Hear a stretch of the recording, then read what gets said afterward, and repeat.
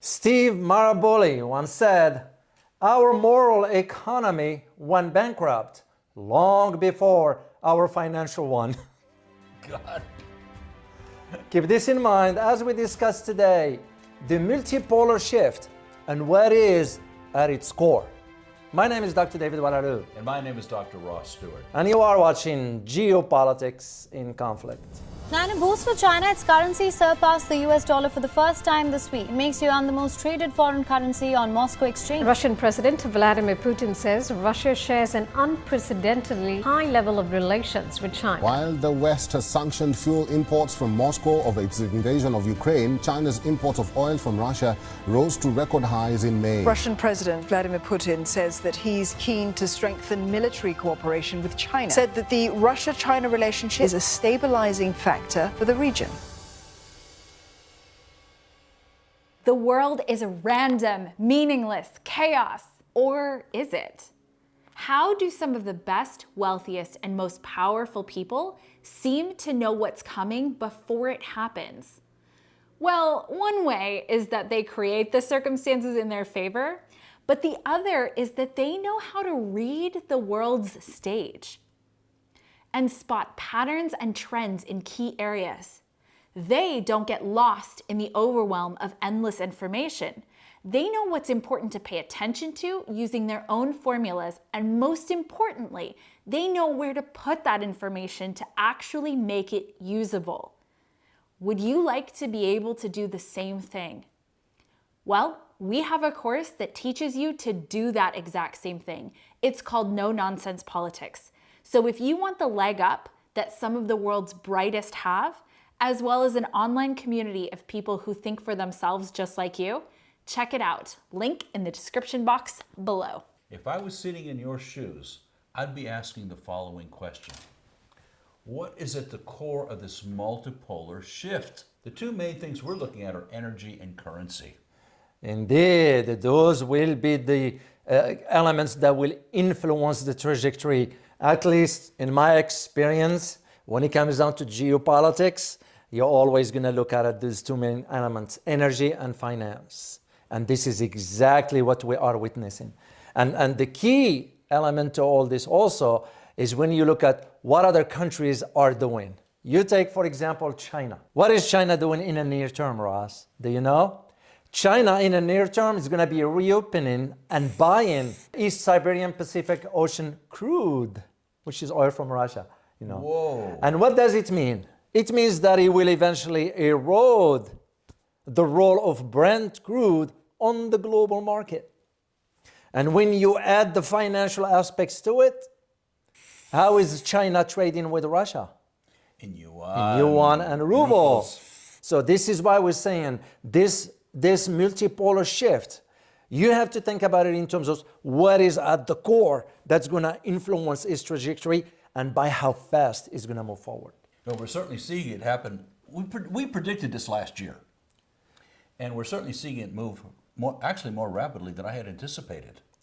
Well, that tells you because the shift in the global order, it's not subject to schedule all the time. It happens when it happens. Yeah. What the West, in this case, didn't count on, it didn't count on that the conflict in Ukraine is going to precipitate, is going to push this shift faster than anticipated. This is why Europeans find themselves lost, given now the shortage in energy, because they didn't expect it will go this fast. The assumption in the West, you know what it was? It was that once you sanction the Russians economy is going to collapse, and we didn't see that at all. It did the reverse, Ross. It did the reverse. You know, I have a friend who is currently in Russia right now, and she said, unbelievable, things have never been better in terms of the spirit of the people, in terms of the economy, in terms of consumer goods, brand names, and everything. Yeah. It's good. And this is where that key element of why you look at these two factors, energy and currency. Yeah, of course, when you mention currency, you're going to talk about the dollar because being the world reserve currency. But the financial aspect, the element of currency in general term, in addition to energy, will be the key factors that's going to give you an indication as to which trajectory this shift is taking, okay? Who's going to embark on it? Yep. And is this a repeat of what happened before in history? Oh my God, is it ever? You want to do a deep dive into the history of Sure, Ross. currency? Yeah. You know, in preparation with doing this research, saying, what is the average lifespan of a reserve currency? That is the world currency that people are trading in. Spain, 1530 to 1640, 110 years. That's quite a span. Yeah. Britain, 1815 to 1920, 105 years. France, 1720 to 1815, 95 years. We're getting a trend here, right? Indeed. Netherlands, 1640 to 1720, 80 years. Portugal, 1456 to 1530, 80 years. The United States, 1920 till now. The clock is ticking.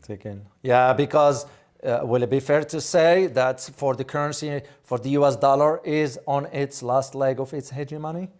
Well, you know, we're always devoted to what are the trends, what are the Yeah. patterns, and what does history show us in terms of where things are headed. Yeah. Well, history has said, at best, you've got 10 years. Yeah, and it looks that way to me. And the way I based my arguments on, and again, not only the trends, but also, as we said at the beginning, the two main elements, energy and currency. Yeah. Well, what do I mean by currency in this context? Is that you look at now the conversation about the petro yuan.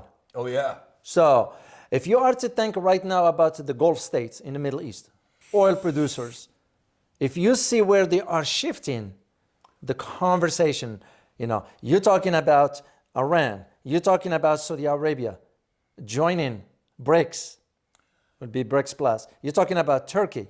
So all this, what it represents to me is an indication for where that trend is. And when you tie this to the currency aspect, you can just see, in addition to what you said as far as the time span, Yeah. it makes perfect sense. Right on track historically. Yeah, it's because you're already seeing this, the transactions in the yuan currency between China and in ruble with the Russians. So it's already there. This is nothing new. It's already there, except that it's going a little bit faster than the West anticipated. Working around the U.S. dollar, we're also seeing trades for petroleum, and it's a bartering system with technology and education and so on. So we're seeing some of that occur without the U.S. dollar being involved at all. Yeah. Is this an indication for the further decline of the U.S. dollar moving forward? I wonder. So you can just see where this is going. And my indication to this, Ross, just for you to understand, if you happen to be an American watching this, you need to grasp the severity of something like this. Once the dollar collapses, it will impact you overnight. That's how fast. We've been talking about this before. I don't like to beat the dead horse. I don't like to repeat myself too much. But at the same time, we can't ignore this. Well, one of the things we're seeing is that the dollar being the reserve currency is actually causing the standard of living in the United States to be artificially supported up because of the demand for the U.S. currency to be the standard. We're also seeing that goods being imported are cheaper than they really could be based on that. Yeah. Which means that you and I and all of Americans are paying less than many others in the world. It also means the U.S. can borrow more money. As good as that is, okay. Yeah. Adding more to the debt, we already have enough. Did you know we already crossed now to 32 trillion? Well, here's another real question mark, and that is, with the U.S. being in charge of the reserve currency, that means the United States can sanction other countries that they disapprove of what's going on. Yeah. And we've certainly seen that as a boomerang arrow. Yeah, it won't work. It won't work moving forward. It has worked for the last 25 years. It's not going to work moving forward. Yes. And there is a reason for that, you know. And the reason is that when you start to look at the trade regionally, Yeah. the settlements of the trade between countries within their own region, they trading in their own currencies, which means what? It will erode the role of the US dollar. Because other countries are going to be saying, why do I need to hold the dollars anymore? China went ahead and liquidated the treasury bills to get rid of the US debt, because who's going to be buying US debt? Exactly. Yeah. Who can afford it, for one thing? Exactly. You know, and this is why you're seeing, for example, as an example, for you to put things in perspective, the trade between Russia and China is conducted in their own currencies outside the US dollar. You know, it's not like this is going to happen by tomorrow. No. We're seeing this as a transition that has a very clear arrow pointed in a direction. Yeah. The direction is the US dollar and other currencies taking off. Yeah.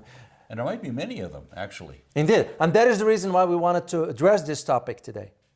It's because when it comes down to geopolitical shifts, you know, you're going to have to consider other elements as well. There are more than just, you know, you look at even the advancement of technology. You're going to have to consider infrastructure, you know, the health of an economy and so forth. We know all those factors are part of that. But we decided to focus on the two main ones, at least in our opinion. We could be wrong, and I'm not shy. I don't shy away from saying, if I am wrong, I'll admit it, say, hey, I was wrong. No. But the way, at least I've been seeing the trends over decades, is that energy and currency are the one that is influencing that trajectory of the geopolitical landscape. With good reason. Yeah. And if I am to give you a historical example, I'll take you back to 1973. What happened in 1973? The oil embargo. What came after it? The currency. You can just see where the link is. This is just a simple example. You know, this is why we decided to focus on this, highlighting this point, especially if you happen to be an American watching this. Now, if you are in a different part of the world, you still have to be concerned of the changes that's going to impact your market, whatever part of the world you are in. But if for us Americans, I am concerned. It's because I know what it's going to do to the American economy once the US dollar is overlooked completely by the rest of the world. You know, the impact borders incalculable. What happens when the US debt is called? Right now, about 60% of the world reserve currency is in the US dollar, 3% is in yuan or other Chinese. But we know that with the United States, it's going down, the percentage is going down, and other currencies are coming up. Wow. Yeah. And it's happening rapidly now. As a matter of fact, Ross, last time I remember when we did the video, you mentioned that we need to do a video on how that's going to impact Americans moving forward. Well, today I saw a comment on the video we released today, as a matter of fact, about I believe about the U.S. Africa Leadership Summit. It was a comment there from one of our viewers. He suggested that it would be great if you guys can talk about this topic. And he's right. It's because how much is going to impact the American market, American people. You, if you happen to be an American, all of us, is going to have a major impact on us moving forward. You know, we've kind of ignored Africa. It seems like it's irrelevant. But you take a look at where the population is really growing, where markets are really growing, and where there is enormous natural resources that the world economy desperately needs to keep functioning. Where are they? Well, they're in Africa, and there seems to be no American foreign policy that makes any sense. I just find out, Russ, that during this last summit between the US and Africa leader, 2 countries there signed a lifetime guarantee for their access of natural resources by the US, which gives me an idea. Were they bribed or something else? I don't wonder. I don't even wonder. I'm going to find out, dig into which those 2 countries are. And we will let you know once we confirm the information. There is one thing we don't do here. We do not just state whatever till we confirm it. I know some of our viewers get frustrated. Some of our videos are a little bit late, but we're going to have to confirm the information. Would you rather know what's truly going on or just get the blast of the headline? Yeah, well, yeah, and we're not a news outlet. And then build your whole opinion on what's going on the headline as opposed to the deep dive, what's really happening. Yeah. Indeed. Well, there's the other element, as we said, we talked about the currency, there's the other element of the energy. And again, we have to provide an example for our viewers to really put this in perspective, because with examples, you put things in perspective. And the best example that I could think of, based on the research we did, was the idea of just realizing how much China, for example, import oil energy from Saudi Arabia and from Russia. Oh my God. Well, I got some stats here. In 2021, China imported about 79.6 million tons of crude from Russia. That's the equivalency of 1.6 million barrels per day. You know, versus 87.6 million tons from Saudi Arabia, which is the equivalency of 1.8 million barrels per day. However, you move forward, and this, by the way, for China, it accounted for about 15% to 17% of China's total crude imports, which is amount to about 10.3 million barrels per day. That's how much China acquired. So moving forward, you start to see in this example, and this is 2021. Yeah. So now Russia replaced Saudi Arabia as the main supplier of oil. This is why we're saying for the pipeline, remember the first one when we started about the Siberia Pacific Ocean crude? Oh, yeah. That's a Russian pipeline coming from up north. Absolute evidence that the sanctions are working to harm Russia. Yeah, you're right. Oh, come on. No. And this is why we're saying those two trends are very important to understand. Oh, yeah. What is at the core of geopolitical shifts, beside politics or the nuance of politics or international affairs or global affairs, whatever you want to call it, is the elements that have a direct influence on the economy, on people's purchasing power, Yes. on the currency, Yes. on where things are headed. And that's why we thought about the idea of addressing these two. Maybe in the next video we can do something else addressing the other elements of this. So that is where we see the idea of energy and currency will be the determining factors. I'll be curious to see how 2023, this year, is going to proceed when it comes down to those two elements. And I'm going to keep my eyes open. Because remember, this year, 2023, will be the upcoming summit of BRICS in South Africa. And BRICS wants to come up with its own currency. Yeah. At least they've been talking about it. I don't know how far along that's gotten. They've been talking about it. To my, what I found, Ross, was about the conversation took place back in 2011. That's how...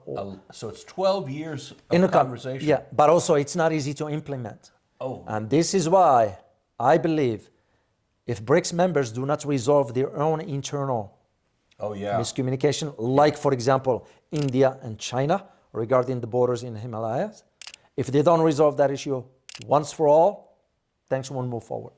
There's also the water issue, but yeah, that's for another show. Yeah, but no, they've been talking about it. And now it appears that they are on the phase of, is it time to implement this, given the changes on the geopolitical landscape?